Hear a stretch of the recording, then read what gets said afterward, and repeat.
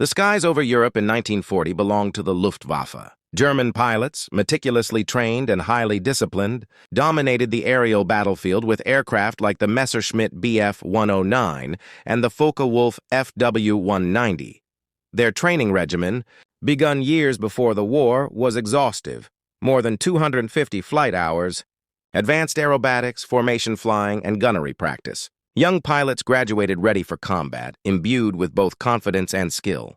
The initial campaigns of World War II, from the lightning strike through Poland to the blitzkrieg across France, showcased their effectiveness. The Luftwaffe was more than an air force.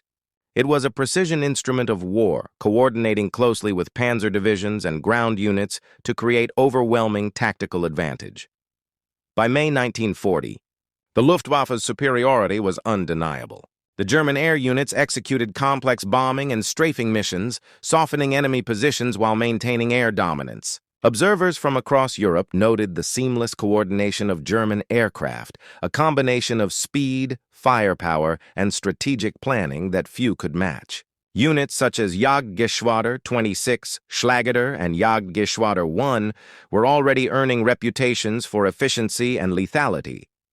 Pilots were not only skilled flyers but tacticians, able to read the battlefield in real time and make decisions that could influence entire campaigns. However, even during this period of dominance, the first challenges began to appear. By late 1940, the Luftwaffe had shifted its focus from tactical support to strategic bombing in an attempt to undermine Britain's industrial and military capabilities. The Battle of Britain, which raged from July to October 1940, exposed fundamental limitations.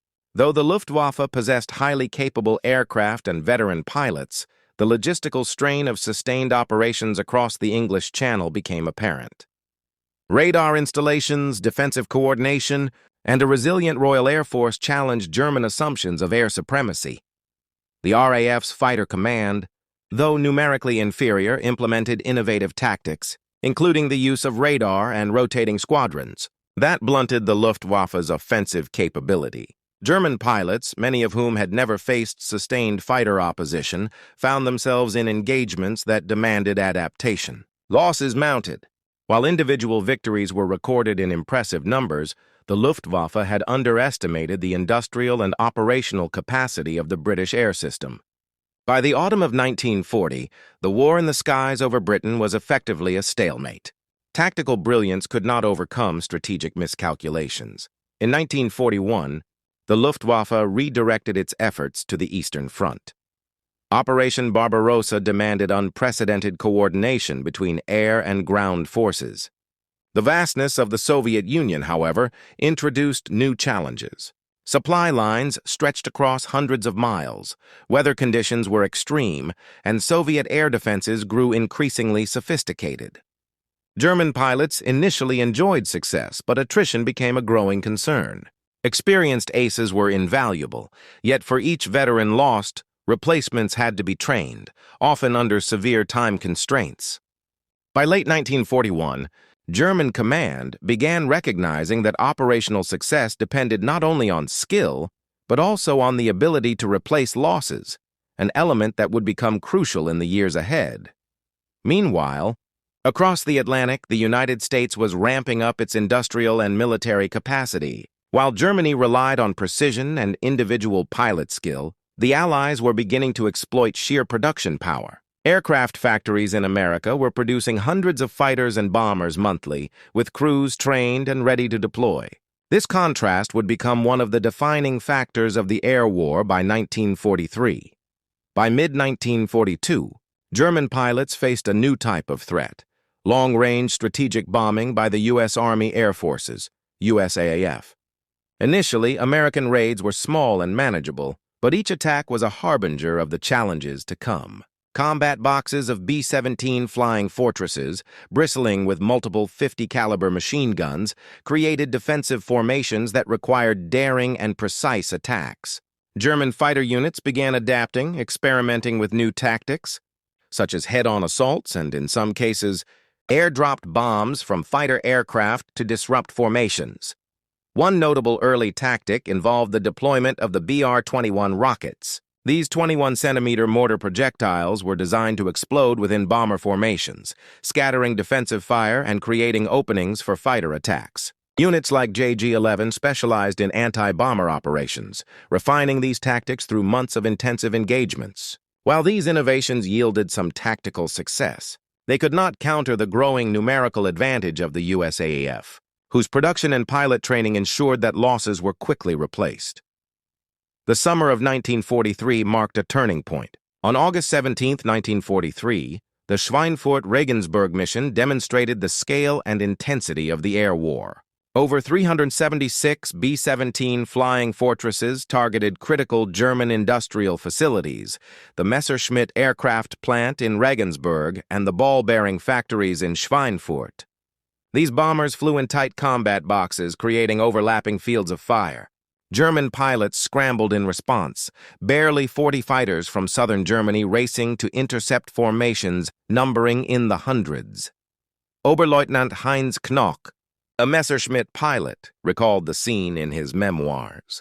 Through the frost-covered canopy of his aircraft, he witnessed an overwhelming silver river of American bombers moving in perfect formation. Each bomber's defensive guns presented a wall of fire, making approaches deadly. The elite German units, including JG-1, JG-11, and JG-26, faced odds that rendered individual skill secondary to survival. Despite innovative tactics, such as dropping bombs from fighters onto bomber formations, attrition was inevitable. The first Schweinfurt-Regensburg raid was followed by a second, known as Black Thursday, on October 14, 1943. Over 291 bombers attacked Schweinfurt, with the Luftwaffe scrambling more than 300 fighters from 24 airfields. The Germans achieved a temporary tactical victory, shooting down 60 bombers, a 20% loss rate for the Americans. However, the cost was staggering. 35 of 38 German fighters lost, along with many veteran pilots who could not be replaced. Among them was Hauptmann Wilhelm Ferdinand Galland, a younger brother of Adolf Galland, who perished when his Fu-190 was hit by defensive fire. This raid highlighted the growing imbalance between tactical successes and strategic losses. By late 1943, the Luftwaffe was already under pressure from multiple fronts. The introduction of long-range P-47 Thunderbolts and the impending deployment of P-51 Mustangs extended American fighter escort deep into German territory. German formations were increasingly vulnerable. Frontal attacks became suicidal, and even beam attacks presented extreme danger. Despite the technical superiority of aircraft like the Bf-109 and Fw-190, reaching bomber formations had become a feat of luck as much as skill. Attrition of experienced pilots, combined with fuel shortages and diminished training programs, made recovery impossible. The Luftwaffe's training system, once a model of efficiency, began to collapse. Pre-war programs had ensured that pilots completed hundreds of hours in the air before frontline deployment.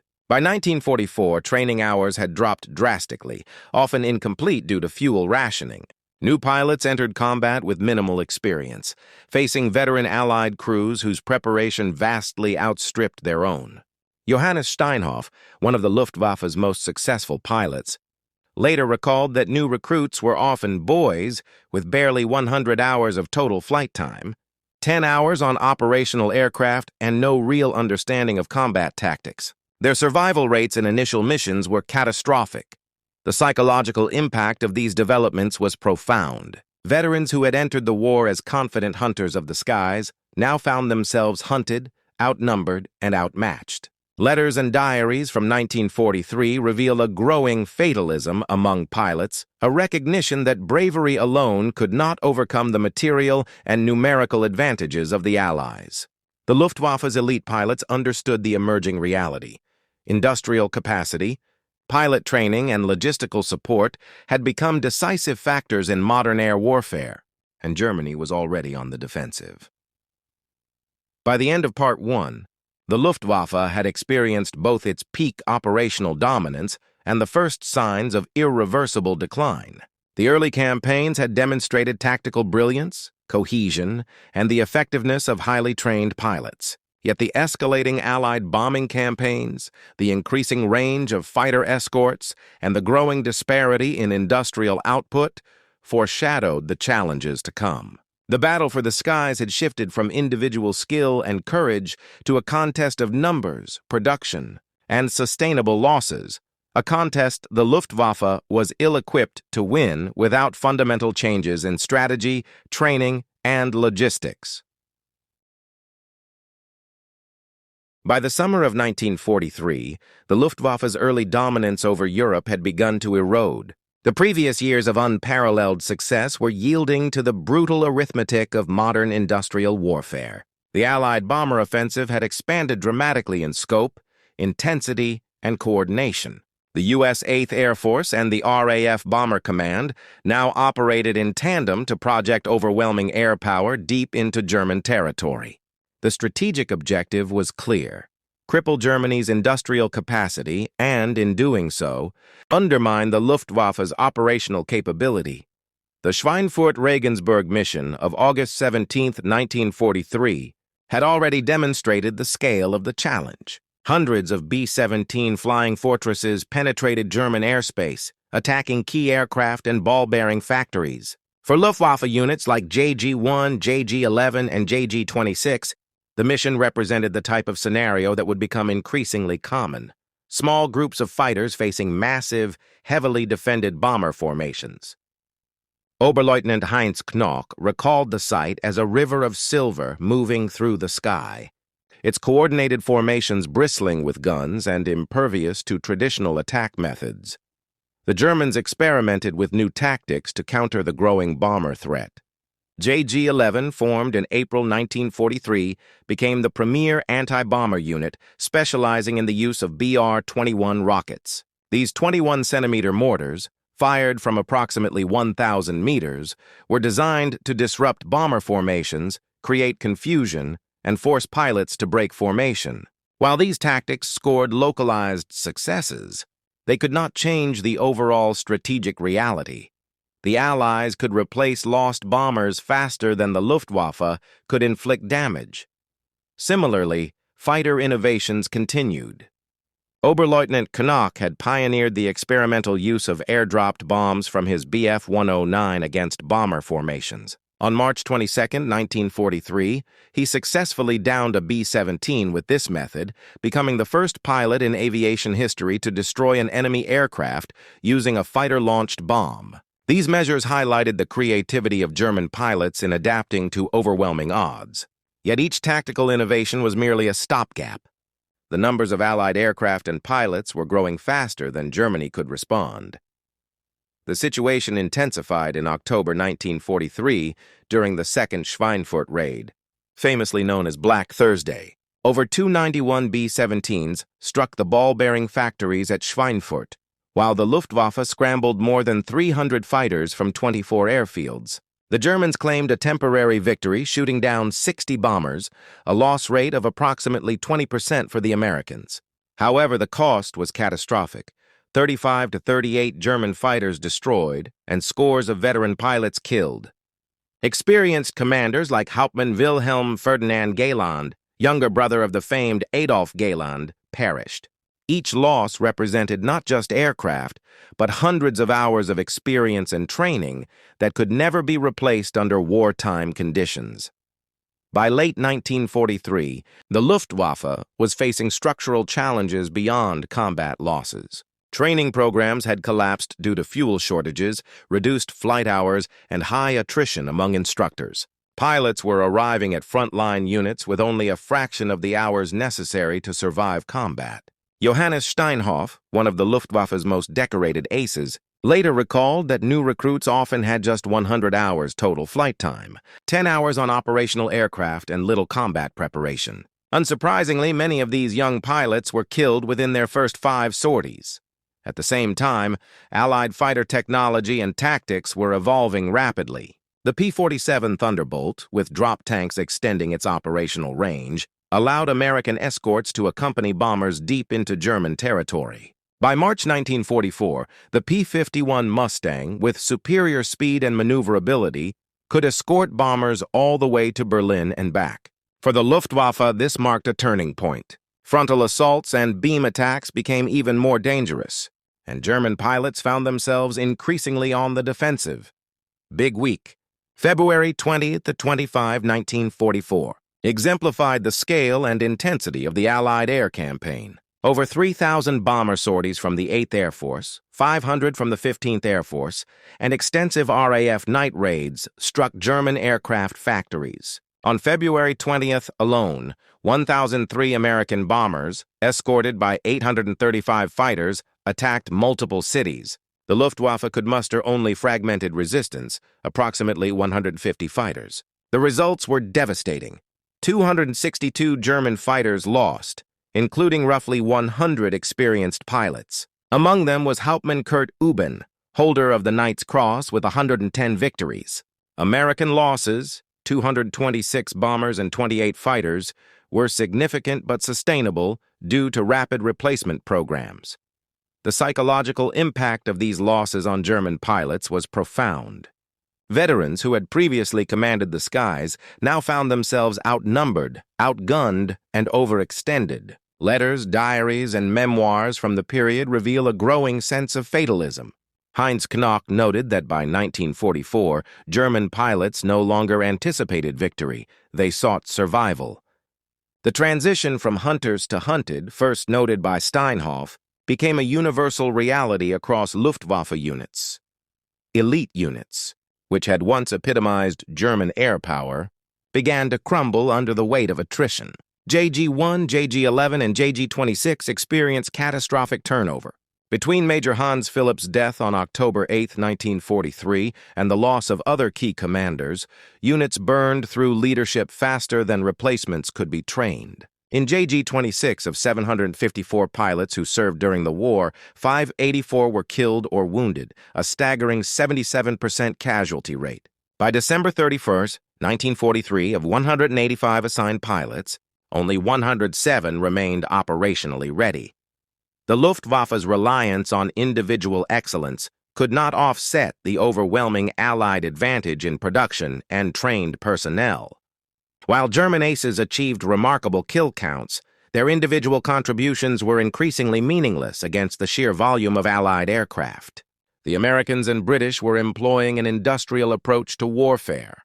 Numbers, sustained production, and robust pilot training ensured that losses could be replaced far faster than Germany could hope.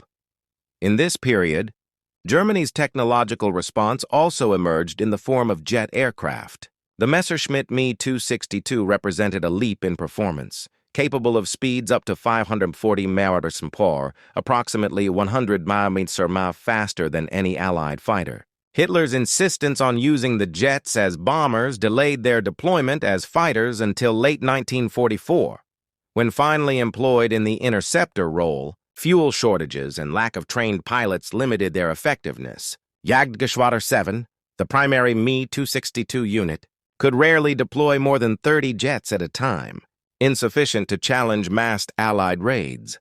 Despite these constraints, German pilots continued to innovate tactically. The Sturmgruppen concept, introduced in late 1943, involved heavily armored FW-190s attacking bomber formations at extremely close range. Pilots employed 30mm cannons and, in some instances, were expected to ram bombers if ammunition ran out. These missions demanded extraordinary courage. Pilots were frequently killed in the attempt, yet each engagement inflicted some damage on the Allied formations. The desperation and bravery of these missions illustrated both the tactical ingenuity and the hopelessness of the Luftwaffe's situation.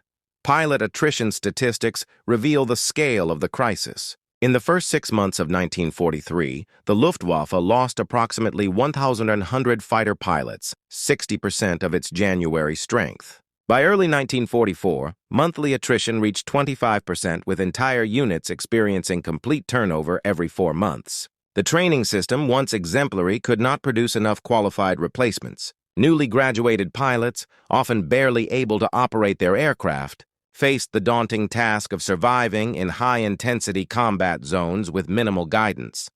The collapse of operational readiness extended beyond pilot losses. Fuel shortages, exacerbated by targeted Allied bombing of synthetic oil plants, limited the Luftwaffe's ability to conduct training and operational sorties. By mid-1944, many units operated on only 10% of required fuel. Training flights were suspended, and ground crews resorted to unconventional methods, such as using compressed oxygen to move aircraft across airfields to conserve fuel. The combination of inexperienced pilots, limited fuel, and overwhelming Allied air power ensured that German air operations were increasingly reactive rather than strategic. Even the psychological impact of technological advancements, such as the P-51 Mustang and P-47 Thunderbolt, cannot be overstated. These long-range escorts enabled American bombers to operate with unprecedented protection, effectively neutralizing the Luftwaffe's traditional interception strategies. German pilots, once masters of the skies over France and the Eastern Front, now faced a relentless and nearly invincible opponent. The shift in operational dynamics marked a clear turning point. The Luftwaffe's dominance was no longer sustainable, and every sortie carried the specter of death. By early 1944, German leadership recognized the severity of the crisis. The fighter pilot revolt of January 22, 1945, though occurring slightly later, was rooted in these months of mounting losses, failed strategies, and operational chaos. Top aces, including Adolf Gehland and Johannes Steinhoff, began openly criticizing high command for incompetence, ineffective deployment of advanced aircraft like the Me-262, and the failure to replace lost pilots adequately. The breakdown in communication and trust between frontline pilots and command foreshadowed the collapse of the Luftwaffe's operational capability. The strategic lesson of mid-1943 to early 1944 WB. By the summer of 1944, the Luftwaffe had already endured more than 4 years of continuous conflict. Elite units that once represented the pinnacle of German air power were now shadows of their former selves. Months of sustained Allied bombing campaigns, heavy attrition of experienced pilots, and the collapse of training programs had rendered many squadrons operationally hollow. Fighter groups like JG-1, JG-11, and JG-26 faced stark realities. High casualty rates, insufficient fuel, and young, undertrained pilots were now the backbone of their formations. The critical turning point came on June 6, 1944, D-Day. Allied forces launched the largest amphibious invasion in history along the beaches of Normandy. The Luftwaffe, long prepared for such an operation, found itself strikingly under-resourced. Luftflotte 3, tasked with defending Western Europe, had only about 100 operational fighters available. Against this paltry force, the Allies launched 11,590 sorties, including ground attacks, air support for landing troops, and continuous bomber coverage. Fighter units scrambled desperately, but the imbalance was insurmountable.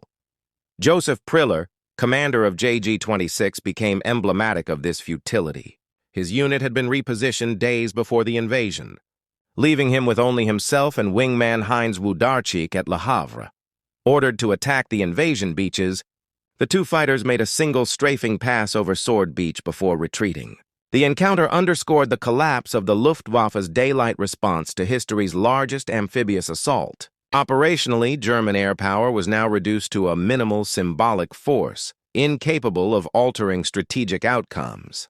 At the same time, attrition among elite German pilots had reached catastrophic levels. From January through mid-1944, losses in frontline fighter units often exceeded 20% per month. Entire squadrons turned over in less than 4 months, and newly trained pilots were immediately thrust into combat. For instance, the December 1943 class from Jagdfliegerschule 5-52, fresh from graduation, suffered an 80% casualty rate within 3 months.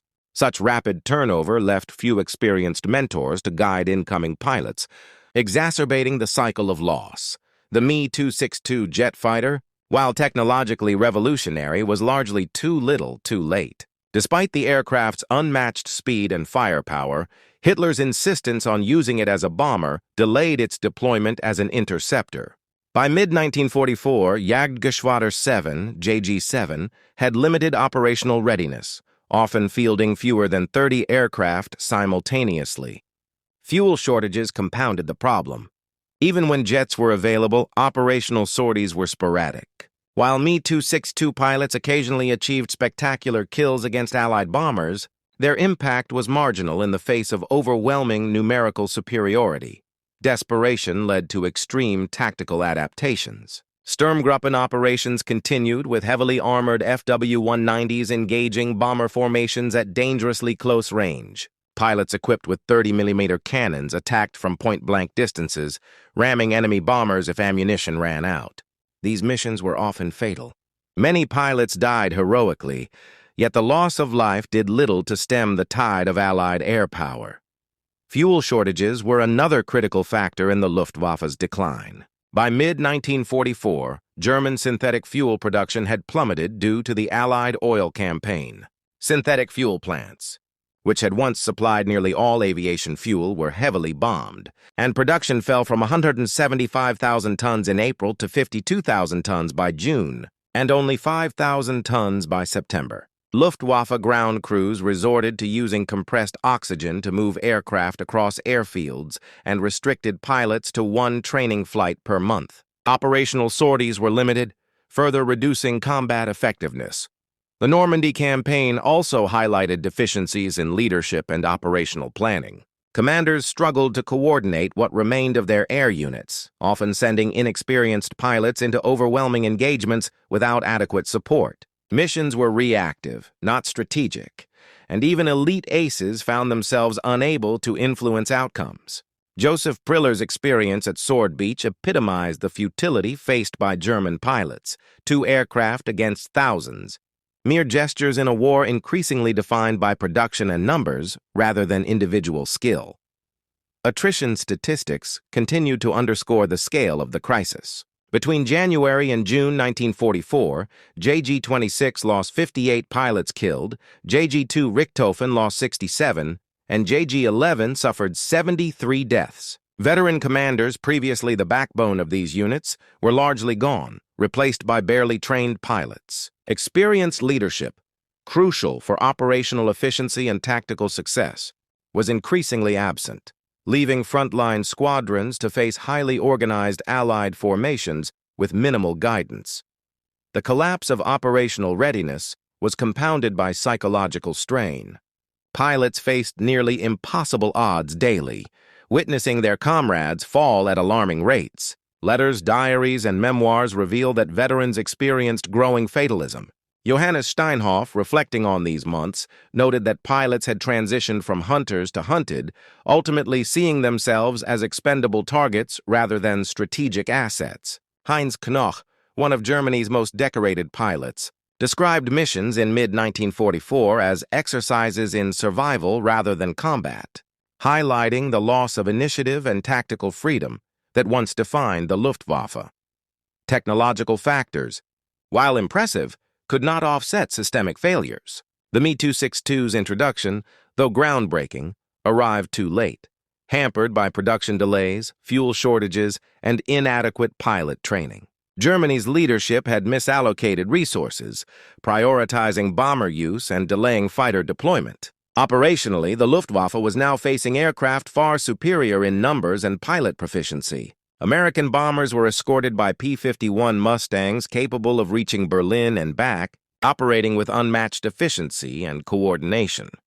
Despite the chaos, individual German pilots continued to demonstrate extraordinary courage and ingenuity. The Sturmgruppen, BR-21 rocket specialists, and remaining aces executed daring attacks against bomber streams, often at extreme personal risk. These engagements occasionally resulted in heavy bomber losses but could not reverse the strategic balance. Every German victory was offset by the loss of an irreplaceable pilot, an aircraft, or critical morale, underscoring the unsustainable nature of Germany's air defense strategy. By late 1944, the Luftwaffe's decline was nearly complete.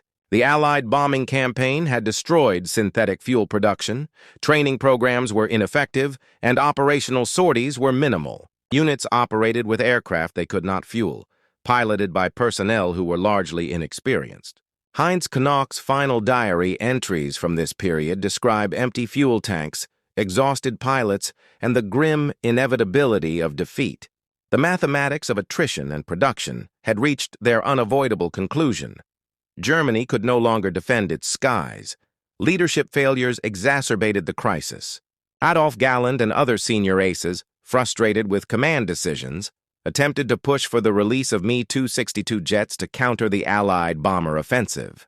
Hitler and Hermann Göring's insistence on unrealistic strategies, combined with threats against dissenting officers, reflected a leadership disconnected from operational reality.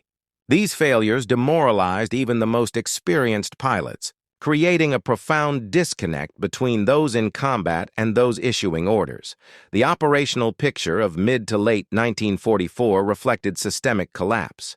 The Luftwaffe could no longer contest airspace effectively. Elite units were diminished, fuel shortages restricted missions, and newly trained pilots were underprepared for the intensity of combat. Allied superiority in production, training, and coordination created a dynamic where even acts of extraordinary bravery could not influence the outcome. German pilots witnessed this reality with grim clarity. Their efforts, however heroic, were insufficient against the industrial and operational might of the Allies. In summary, mid-1944 to late 1944 marked the transition from attrition to near-complete operational collapse for the Luftwaffe. The combination of catastrophic losses, ineffective training, fuel scarcity, leadership failures, and overwhelming Allied air power ensured that Germany's once dominant air force was no longer a decisive factor in the conflict. Pilots faced the psychological weight of near certainty in death, operational limitations that made strategic success impossible, and a technological advantage rendered meaningless by logistical and strategic failures. The stage was now set for the final phase of the Luftwaffe's decline, which would culminate in the final months of the war and the Allied occupation of Germany. By late 1944, the Luftwaffe had entered a state of operational and strategic collapse. The losses sustained since mid-1943, combined with the relentless Allied bombing campaign and dwindling resources, had reduced Germany's once proud air force to a shadow of its former self. Entire units were barely functional, pilots inexperienced, and fuel shortages so acute that many aircraft sat idle on airfields, grounded for lack of resources. The war, once dominated by German tactical brilliance in the air, was now defined by the overwhelming material superiority of the Allies. The winter of 1944-1945 marked the last major period of Luftwaffe operations in any meaningful sense. German fighter units, including JG-1, JG-11, and JG-26, struggled to mount effective resistance against Allied bombing raids. The 8th Air Force and RAF Bomber Command now operated with near-total air dominance. Long-range escorts such as the P-51 Mustang ensured that American formations reached deep into Germany with minimal attrition. By contrast, Luftwaffe pilots faced enormous risk simply to reach the bomber streams. Fuel scarcity dictated the tempo of operations. By November 1944, training flights had been largely suspended, and operational sorties were limited to roughly 10% of minimum requirements. Ground crews had resorted to extreme measures, including using oxygen cylinders to move aircraft across airfields to conserve precious fuel. Pilots were often restricted to one combat sortie per week, insufficient to maintain combat readiness. Experienced aces were few, and the influx of raw recruits with minimal flight experience could not compensate for the losses. Heinz Knock, one of Germany's most renowned fighter pilots, flew his final missions during this period. His diary entries provide an intimate glimpse into the collapse of the Luftwaffe. He described missions with exhausted pilots, empty fuel tanks, and near certainty of death. Each sortie underscored the futility of resistance. The mathematics of attrition and production made operational success virtually impossible. Veteran pilots increasingly saw their role not as combatants but as expendable targets in a war dominated by industrial scale. The Me-262 jet fighter, initially envisioned as a weapon capable of reversing the course of the air war, had proven insufficient to alter the strategic trajectory. While the aircraft's speed and firepower were unmatched, Hitler's insistence on using jets as bombers delayed their deployment as interceptors.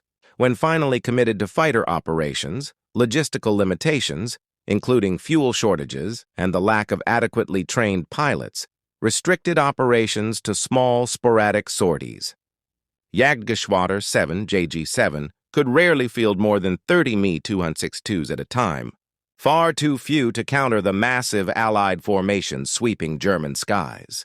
Desperation led to even more extreme tactical measures. Sturmgruppen operations, which involved heavily armored FW-190s attacking bomber formations at point-blank range, continued throughout late 1944. Pilots were instructed to ram enemy aircraft if ammunition was expended, and casualty rates during such missions were extraordinarily high. The courage required for these attacks was extraordinary, yet they did little to change the overarching strategic reality. The Allies could replace lost bombers and fighters, while Germany struggled to replace pilots and fuel. By late 1944, elite aces who had survived years of attrition were confronting the psychological weight of near-certain defeat. Johannes Steinhoff noted that the transition from hunters to hunted was complete. Pilots were no longer able to exercise tactical initiative and were increasingly fatalistic about the outcome of missions. Even decorated veterans such as Adolf Galland, Heinz Knoke, and Josef Priller recognized that the Luftwaffe could no longer influence the outcome of the war. The task had shifted from defense of the Reich to survival of the individual pilot. The operational inefficiency of the Luftwaffe was exacerbated by German leadership's strategic missteps. Hitler and Hermann Göring remained largely disconnected from operational realities, focusing on unrealistic plans and delaying critical decisions, including the full deployment of Me-262s. Efforts to challenge Allied air power were piecemeal, reactive, and often suicidal.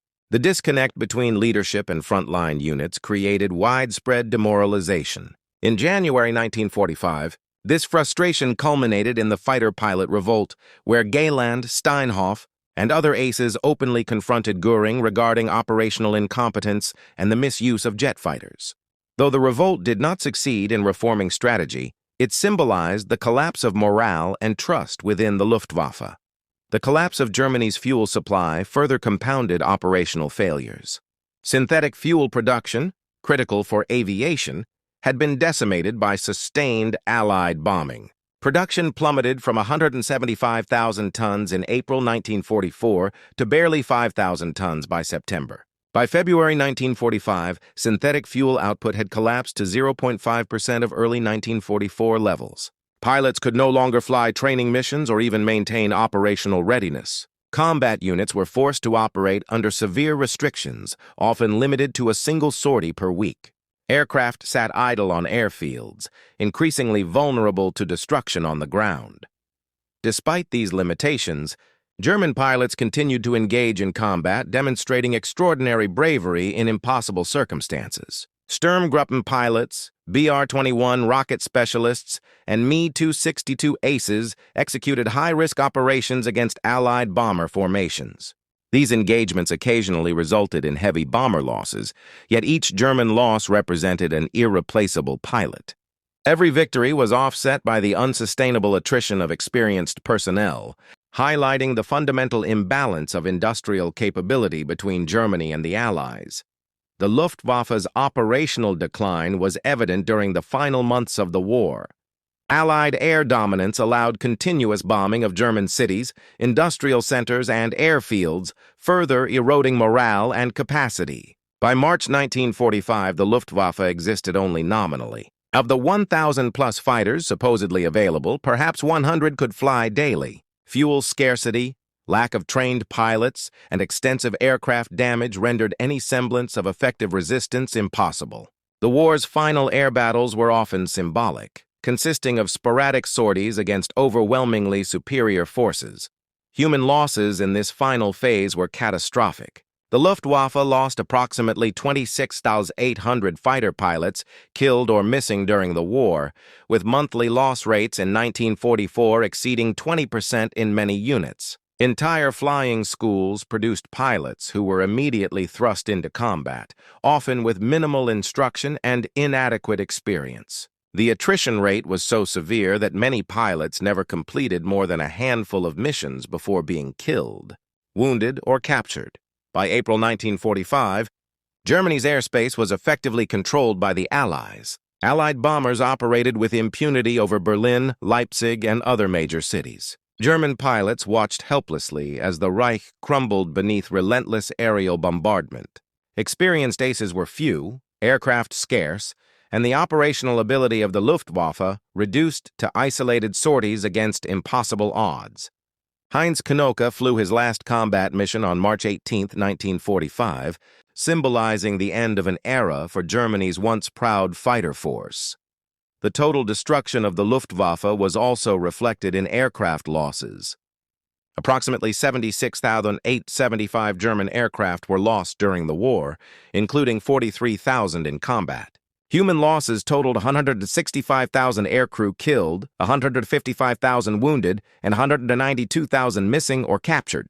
By contrast, the 8th Air Force lost 26,000 personnel out of more than 350,000 who served, highly significant but sustainable, thanks to America's capacity to replace both aircraft and trained pilots rapidly.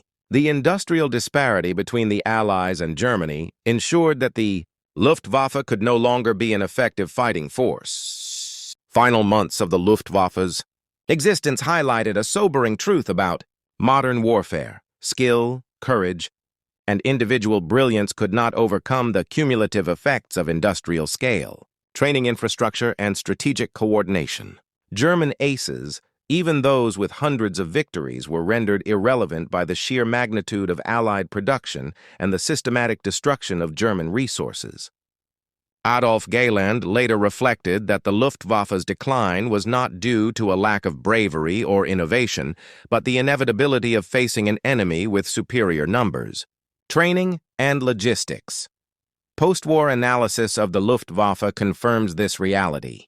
The collapse of German air power was not sudden, but the result of sustained attrition, failed strategic decisions, and overwhelming industrial disparity. While German pilots demonstrated extraordinary skill and courage, the structural weaknesses in production, fuel supply, and training were insurmountable.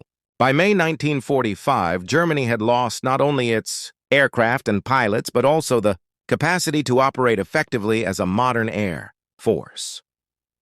The legacy of the Luftwaffe's final months is a testament to both the heroism and tragedy of its pilots. Men like Heinz Knoke, Johannes Steinhoff, Adolf Galland, and Josef Priller exhibited remarkable bravery and ingenuity, often against impossible odds. Yet their efforts, however heroic, could not alter the inexorable outcome dictated by industrial capability and attrition. The destruction of Germany's air power serves as a lasting lesson in the limits of individual excellence against the forces of mass production, strategy, and relentless operational pressure.